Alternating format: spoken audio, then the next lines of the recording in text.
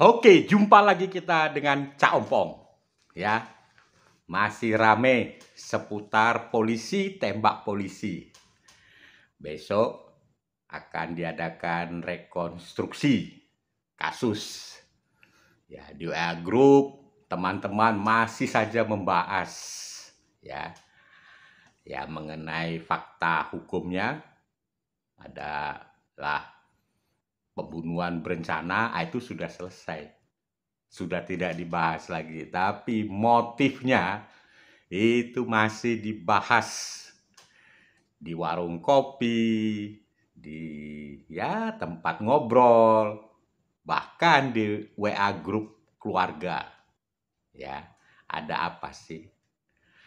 Nah, pokok bahasanya adalah seputar benarkah Baradae penembaknya?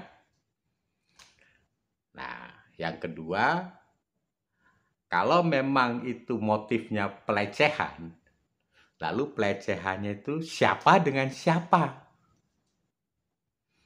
Nah, yang ketiga adalah jangan-jangan Ferdi Sambo dan istrinya itu adalah korban daripada skenario para ajudan. Ya, korban gosip lah istilahnya. Nah, untuk membahas itu terlalu panjang. Jadi Cak Ompong hanya membahas mungkinkah Baradae penembaknya. Nah, kalau kita perhatikan seorang Baradae dari awal hingga terakhir itu menurut Cak Ompong masih berubah-berubah pengakuannya. Pertama adalah bahwa dia yang menembak atas instruksi daripada Sambo. Ya, tapi kalau kita melihat sedikit kronologisnya ke belakang, bahwa pada tanggal 8 Juli jam 16.43, Brigadir J itu masih berkomunikasi dengan pacarnya, Vera Simanjuntak. Ya, itu jam 16.43. Artinya Brigadir J itu ada di luar ruangan, di mana di situ sudah berkumpul para squad, ya. Kalau saya tetap mengatakan para squad, jadi bukan squad itu bukan si kuat ngakro, bukan squad. Jadi memang kumpulan para ajudan. Putri dan Ferdi Sambo yang ada di dalam ruangan. Nah, menurut penelusuran Cak Ompong dari berita-berita bahwa Brigadir J itu disuruh masuk. Nah, artinya apa? Posisi Brigadir J itu ada di luar ruangan dan disuruh masuk oleh Ferdi Sambo. Nah, ini penting nih. Ya. Nah, disitulah kelihatan bahwa pembunuhan ini berencana. Setelah masuk, diintegrasi, ya tentu adalah kesalahannya Brigadir J. Nah, seperti kita ketahui, kalau orang sudah diintegrasi, tidak mengaku, ya dibarengi dengan gebukan. Tanya, mengaku, tidak mengaku, digebuk. Tanya, mengaku, tidak mengaku, digebuk. Begitulah kira-kira peristiwanya, apalagi itu sudah dibarengi dengan kemarahan. Nah, tidak lama kemudian, ya, pengakuan Baradae sendiri yang mengatakan bahwa dia melihat Sambo sudah berada di samping jasad Brigadir J sambil memegang pistol. Nah, ini penting ini. Jadi Baradae sendiri mengaku bahwa dia melihat Sambo sudah di samping jasad Brigadir J sambil memegang pistol. Artinya apa? Artinya posisi Brigadir J itu sudah meninggal.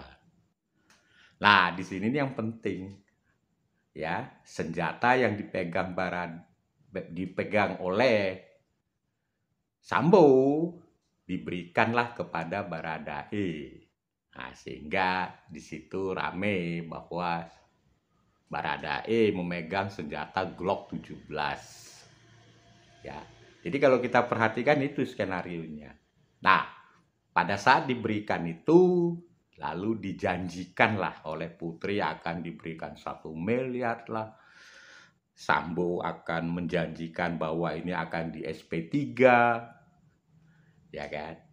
Nah, itu dipercaya oleh Baradae. Kenapa? Karena pada saat itu posisi Verdi Sambo masih Kadif Propam. Ya. Nah, begitu Verdi Sambo ini sudah disangkakan dan menjadi tersangka kasus pembunuhan berencana, tentu ini pengakuan Baradae akan berubah. Pasti akan berubah. Ya, bisa-bisa nanti dikatakan, oh saya dipaksa untuk mengaku. Yang menembak itu adalah Verdi Sambo. Dan ya ini ya, karena ada 2 senjata dari 2 bukti, ya, peluru. Nah, satu lagi ini siapa? Ya, jadi kalau kita perhatikan, bisa saja pengakuan Baradae akan berubah pada saat rekonstruksi. Dan pada saat rekonstruksi itulah para pelaku dan yang hadir di situ nanti akan gigit-gigitan, ya. Kuat Ma'ruf melihat Verdi Sambo sudah tidak punya jabatan, tidak punya kekuasaan, nanti dia akan berbicara apa adanya. Demikian juga Bribka R, ya, juga akan mengatakan apa adanya. Ya, semua nanti akan saling menyelamatkan diri. Artinya apa? Artinya apa yang sudah diakui sebelum rekonstruksi besok itu akan terjadi perubahan. Ya, jadi Cak Ompong sangat meragukan sekali kalau Baradae yang melakukan penembakan. Lalu siapa yang satunya? Nah, kita tunggu kepolisian bertindak.